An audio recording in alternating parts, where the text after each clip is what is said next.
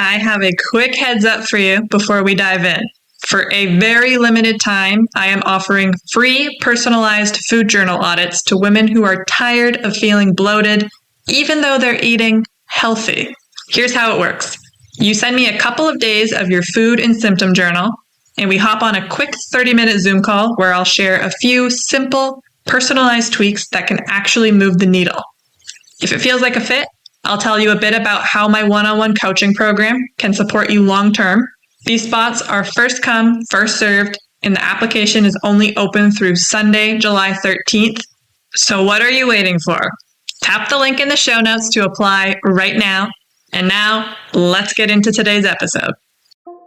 Are you tired of feeling like your stomach has its own agenda? Like the bloating, gas, or constant trips to the bathroom are running your life?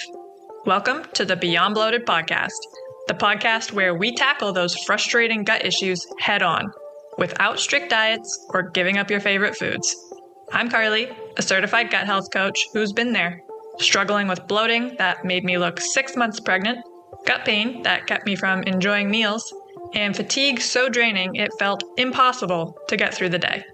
Now, I help women like you find freedom from those symptoms and take back control of their lives. Each week, we'll debunk gut health myths, dive into simple, actionable tips, and hear stories from women who've been exactly where you are. It's time to feel confident, energized, and bloat-free. Let's get started.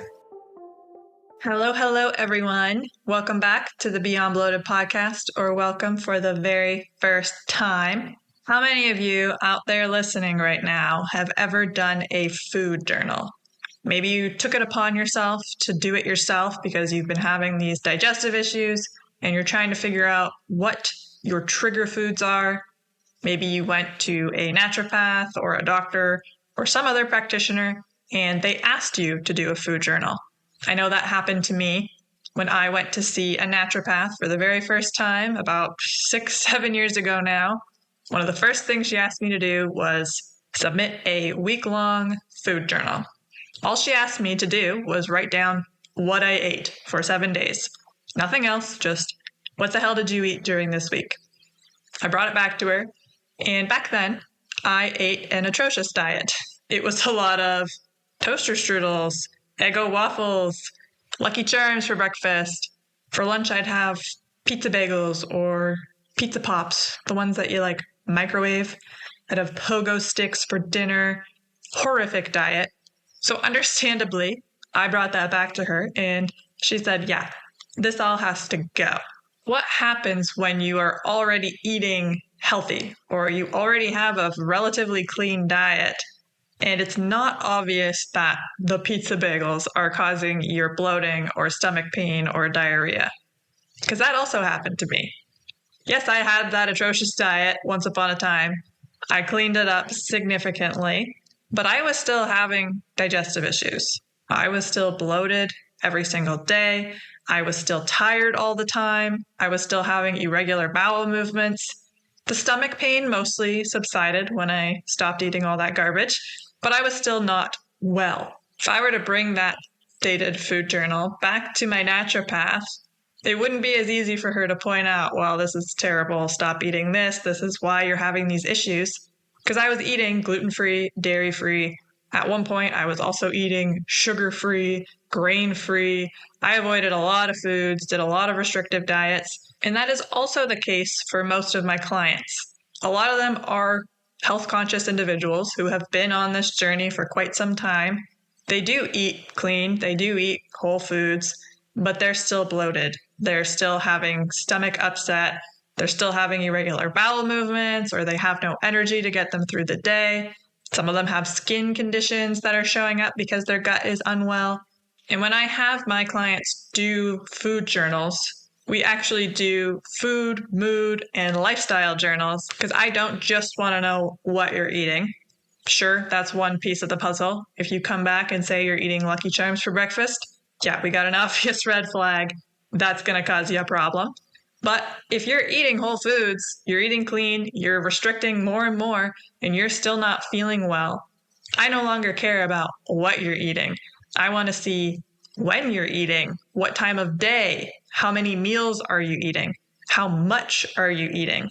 What is your mood like before, during, after eating? Where are you eating this meal? What are your bowel movements like? What movement did you do during that day? What were your stress levels like during the day? How was your sleep that night? And so much more. So this episode is dedicated to the woman who is doing all the right things and still doesn't feel good. And at the end of this episode, I am going to share how you can apply for a free personalized food journal audit with me. There is going to be a very limited amount available. It is for this week only. You can apply to have that personalized food journal audit by me. I do these every single day in my practice, so I've gotten real good at them. I've done them for myself as well, and I have eliminated my own digestive issues. And the key is not just looking at what you eat, but how you live, which is what we're going to talk about today. There are a few key things that come to mind when I think of why someone is still bloated, even though they feel like they eat really well. The first one is I get clients that come to me, and when I ask them how they feel about their eating habits, if they want to change anything, they let me know that they already eat healthy. They eat well. They have good breakfast, lunch, dinners, and snacks, and that's not the issue, and they have no idea what is causing the pain and discomfort and other crazy symptoms that pop up when you don't eat well. And then I have them complete their food, mood, and lifestyle journal, and I see that they do not eat very well, and it's not their fault. I know that it is very difficult to comprehend what is actually healthy and healthy for you. So sometimes I will have people eating Honey Nut Cheerios for breakfast and thinking that is healthy because it is advertised on that box as heart healthy. And it's not a toaster strudel. It's not loaded with sugar. It kind of is. So people think this is good. This is a good option. Cheerios. We've been promoted that since I was a kid. Cheerios are a great breakfast. So the first type of person is the person who believes truly that they are eating healthy, but they are being fooled by packaging and labels and advertising and society. Not their fault. We can correct that. No big deal. The other type of person may be eating a little healthier than person A, who believes they're eating healthy, but maybe not so much, but their eating habits are not optimal. So they're on a meeting during their lunch and shoving food down their mouth. Or they skip breakfast and have a coffee as they walk out the door. Or they're super stressed from their day and shoving food down their throat while they're putting a meal on the table for their kids at the same time. Their habits around meal hygiene are not great. Just because you have a clean, mostly whole food diet does not mean you will be symptom-free. Other factors that play a massive role in digestion are things like skipping meals, snacking all day instead of having those 3 consistent meals, unbalanced blood sugar levels, which I see every single day in my practice. People don't understand how to balance blood sugar. Again, not your fault. It was not taught to us, but it is so common. And even healthy meals can cause blood sugar spikes and crashes. And then missing digestive triggers. Like I said, people believe the food they are eating is beneficial for them. But when you have an expert eye, an outsider looking in, I can see what you are missing. Another example is the massive salads. People associate salad with health. I have clients who eat a salad every single day, like a big old massive salad for lunch. That is going to cause you to be bloated. It might even cause your blood sugar level to spike if you're not balancing that salad out. So there are so many different things that can be triggering your digestive issues that I can see in that food journal that you may be overlooking, but I can point it out for you. Some of the most common patterns that I see in my clients' food journals are 1, very long fasting windows. I know fasting has become super hyped. I did an episode on fasting a little while back that I will link in the show notes for you if you want to learn more about if fasting is right for you as a woman with digestive issues. But the main takeaway is that not eating for a long period of time is not beneficial for almost any woman out there. So if you are doing an overnight fast of like 18, 20 hours, That's very likely too long for you to go without food. That is going to cause blood sugar drops, which is going to cause adrenaline and cortisol to spike that back up, which is now giving you that feeling of anxiety. You're also going to be starving. So you're more likely to overeat at your next meal, which is often dinner. I also do not condone skipping breakfast. All of these things lead to bloating and other digestive issues. So long fasting windows without having any experience or research or having someone work with you who knows if fasting is right for you is causing a lot of women to have digestive issues. And I help my clients eat 3 balanced meals a day, stop skipping breakfast, stop working through lunch, and not overeating at dinner. And they see so much improvement from that change alone. So to summarize point number 1 in a nutshell, skipping meals is one of the things I see most commonly in my clients' food journals. And it is also one of the things that when we stop doing that, their digestive issues get better, their bowel movements improve, their energy, their mental clarity, all of it improves because you should be eating 3 balanced meals a day, breakfast, lunch, and dinner. It prevents overeating. It prevents those energy crashes. It prevents the cravings later in the day. So I encourage you all to eat your 3 balanced meals despite what you have heard about intermittent fasting. Another common pattern that I see in my clients' food journals is the healthy meals that lack enough protein or fiber to actually be considered a balanced meal. As I mentioned, the big old salads at lunch, sure, they're filled with vegetables, but where's that protein at? Unless you're adding a chicken breast in there and you have a healthy dressing, because the store-bought salad dressings are usually filled with seed oils and sugars. On top of that, raw veggies are very challenging to digest, especially if your digestive system is already impaired. So eating a massive salad for lunch every day is likely not doing you any favors. I also commonly see women not eating enough protein with their breakfast. So if they're not skipping breakfast and they actually are eating a breakfast, a lot of times I will see it be an egg with bread. 1 egg has about 5 to 6 grams of protein. The goal for breakfast should be a bare minimum 20 grams of protein, more optimally 30 grams. If your egg has a measly 5 to 6 grams of protein in it, that is not nearly enough. And I know there is this stigma around eggs, that eggs are going to make your cholesterol be high. That is a myth. You can research it. It is not true. Eating foods high in cholesterol, like eggs, does not impact your blood cholesterol negatively. I eat 3 eggs almost every single day, and my cholesterol is looking good.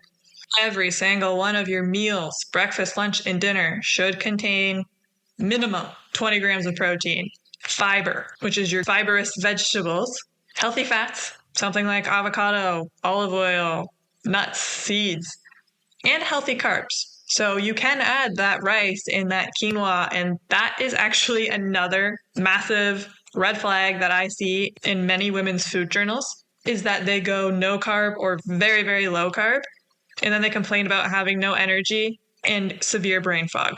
Our brains feed on glucose. Glucose comes from carbs. If you are not eating carbs and then you're doing all this workout, exercise, running around, getting stuff done for your kids, you're going to have 0 energy. You need carbs, and avoiding them is not going to eliminate your bloating or stomach pain. It's actually just going to make your digestive symptoms worse. I already mentioned it earlier. Another common pattern I see in my clients' food journals is them believing they are eating well and doing the right thing for their bodies, but they're being tricked by packaging, labels, marketing, all the things, claiming that this product is healthy, and then you flip it over and there's 40 grams of sugar. It's more common than you think. And if you're listening to this thinking, I eat healthy, I know what I'm doing, maybe you do, but it's okay if you don't, because I was that once upon a time when I went gluten and dairy free. I just switched to all of the gluten and dairy free packaged shit, and it's just as bad as the stuff that I was eating. So I, once upon a time, believed that I was eating healthy and I didn't understand why I was still having symptoms because I eliminated gluten and dairy. And I thought that was the problem. And instead of eating my Eggo waffles, I switched to the gluten-free version of the same thing, which still had sugar in it, still had seed oils in it. The only difference was it wasn't using wheat flour. It doesn't hurt to get a second opinion from someone who does this every single day. And there are swaps you can make so you don't have to eliminate and give up those foods. I still love waffles. I made a bunch of waffles on the weekend and I've been eating them every single day this week for breakfast. But the difference is I made them myself.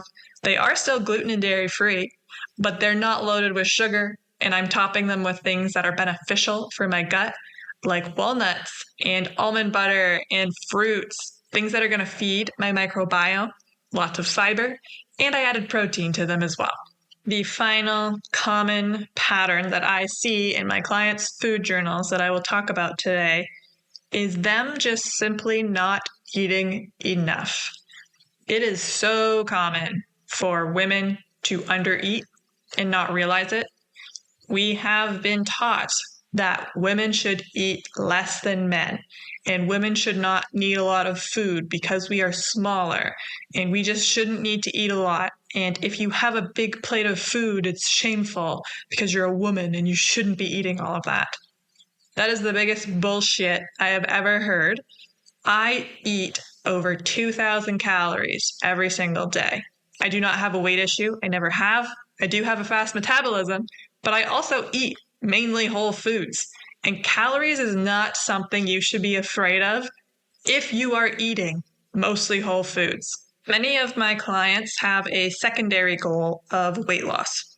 It's not their main concern. Most of them are bloated and having stomach pain and fatigue and bowel irregularities, but they also would like to lose weight and they struggle to. And oftentimes it is because they are not eating enough. A lot of it is also because they are afraid to eat. When you have digestive issues, trust me, I know, food can seem like the enemy, and eating a meal is one of the last things you want to do, especially if you're at work or you have an event to go to or you have any sort of plans where you're not going to be safely at home for the rest of the day. So I understand why a lot of us don't eat enough, but it is so important to get those calories up. Our bodies have a minimum threshold of the amount of calories it needs to function. It's going to be different for everyone based on your weight, your height, your activity level. But if you are not hitting that minimum threshold, your body is struggling to do everything, including breathing. So it is literally in survival mode because you are accidentally starving your body. So it is holding on to every pound that you have because it doesn't know when the next meal is coming. You are undernourished. You are not feeding it enough fuel to do what it needs to do in a day. So it's not letting go of that extra weight because it might need it. It is in starvation mode. When you start to eat more and you increase those calories and your body starts to get more nutrients and vitamins and things that it needs to literally survive, it feels safe. And that is when the inflammation goes down and the pounds will start to come off because your body no longer feels like it needs to hold on to that to survive. Hey everyone, Carly here. If you are tired of feeling bloated and uncomfortable, which I know you are, I have something that can really help. My free ultimate guide to bloat busting. I've been there myself, and I know how frustrating it is to try super restrictive diets and expensive supplements without getting results. If those methods were going to work, they would have worked by now. That's why I created this guide to offer you a different approach. In the ultimate guide to bloat busting, you'll learn techniques to listen to your body and eat with intention, avoiding overeating and choosing foods that truly benefit you, tips for proper hydration to support digestion and reduce bloating, a guide to delicious foods that promote a healthy gut and how to easily incorporate them into your meals, and effective methods to manage stress, which plays a huge role in gut health. These simple, practical strategies can make a big difference in your daily life, helping you feel lighter, more energized, and comfortable in your own skin. Ready to ditch the bloat without strict diets or costly supplements? Download your free copy today at beyondbloated.com/ultimate-guide and start your journey to a bloat-free life. Now, let's get back to it. I help my clients eat more. As I mentioned, I make sure they're eating breakfast. I make sure they're not working through lunch. If they feel hungry throughout the day, have a snack. We are not about starvation. We are not about minimizing the food that we eat. I help them eat more, and I have several case studies where my clients increased their calories and they lost significant amounts of weight. All of these common patterns that I see in food journals are not failures. They are just blind spots that you have not been taught to look for. It is not your fault that you undereat or that you intermittent fast or that you're eating the gluten-free, dairy-free packaged products, because it has been taught to you that these things are healthy, or you are in so much pain and discomfort that eating breakfast is the last thing you want to do because you feel like it's going to ruin your entire day, or you're so busy and you're so stressed that you cannot take a lunch break because you'll be behind and that'll stress you out more and that'll upset your gut. So trust me, I completely understand why these things are common and why I see them every single day in reviewing food journals. But I promise you that by improving these things and making sure you do eat 3 meals a day and you are eating enough and you're skipping the massive salad, you will feel better. You will have more energy. Your digestive symptoms can be reversed, and you can lose weight on top of it. Other things that I look for when reviewing my clients' food journals are meal timing and spacing. So are they eating meals relatively around the same time every day? Are they going at least 3-4 hours in between meals, or are they snacking all day? These things are going to disrupt digestion and are not supportive of healing the gut. Also, check in on their energy, their mood, their hunger levels. Are they not feeling hungry in the morning? Because that is a red flag. You should feel hungry within 2 hours of waking up. If not, your metabolism might be a little messed up, which is okay. You can retrain it to feel hungry again in the morning because you should feel hungry. You do need fuel when you wake up to get you through the rest of the day. Also have my clients track their bowel movements because the frequency, the ease, the completeness, all of it is so relevant to gut health. I recorded an entire episode on what your poop tells you about your gut health. I'll link that in the show notes as well in case you want to learn a little bit more about that. And finally, we track hydration, we track movement, we track sleep because all of it impacts digestion. If you drink 1 glass of water a day and you tell me that you're constipated, I know you're constipated. You literally need water to be able to poop. If you get 0 movement throughout your entire day, you sit at a desk and then you go home and you sit on the couch for the rest of the evening, I know you're exhausted. I know you're not sleeping well, and I know you're constipated. And if your sleep is terrible and you're going to bed at 1 a.m. every night and waking up at 5, I know you feel like shit because I would too. Sleep is so important for gut health, and making sure that my clients are sleeping well and prioritizing sleep and sticking to a regular sleep schedule, even on the weekends, is a part of the work that we do together. 2 things that I really don't give a shit about when I'm looking at these food journals is 1, calorie counting. The only thing I care about is that they're eating enough. I do not say to my clients, you need to eat less calories, because I don't believe that is true. If you are eating a mainly whole foods diet, first of all, it is extremely difficult to eat a large amount of calories because healthy food typically has less calories than the Big Mac at McDonald's. I want to make sure they're eating enough. I want to make sure they feel full and satisfied. We talk more about hunger and fullness cues rather than a number of calories they should be staying under. I don't like that mentality. We don't do that in my program. And number 2, perfection. I am not looking for perfection. I don't care if you had an off day and you went and ate something that maybe didn't make you feel good. If 80, even 90% of the time you are doing these things, I don't care if the 10 to 20% of the time you are not. We are all human. We all have lives. We can go out and do what we want from time to time.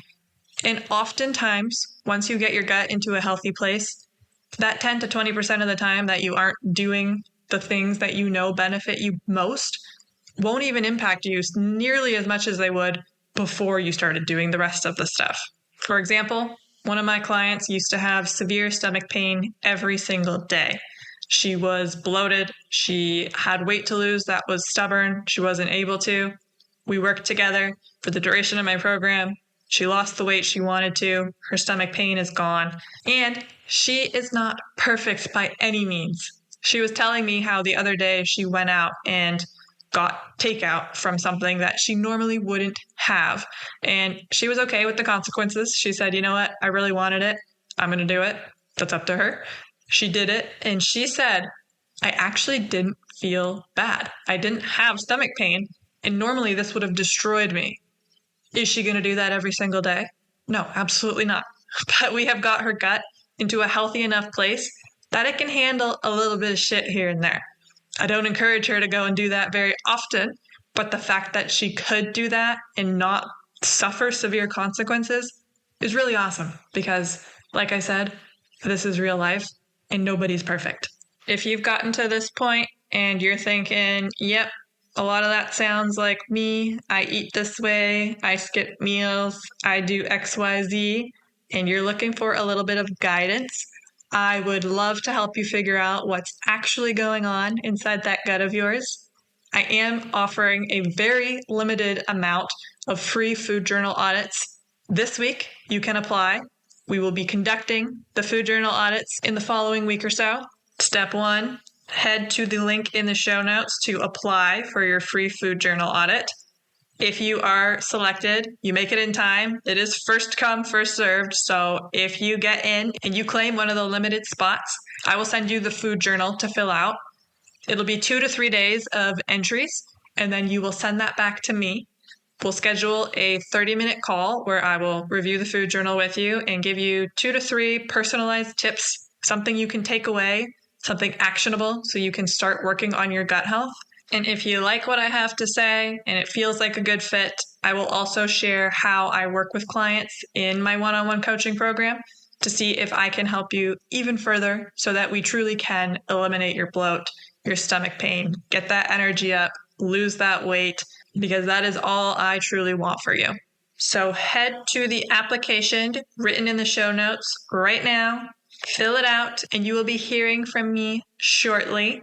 If you have any questions about the food journal audit or anything else I talked about today, please reach out to me on Instagram at beyond.bloated or send me an email, carlyclose@beyondbloated.com. You know I love hearing from you, and I am very, very excited to do these free food journal audits.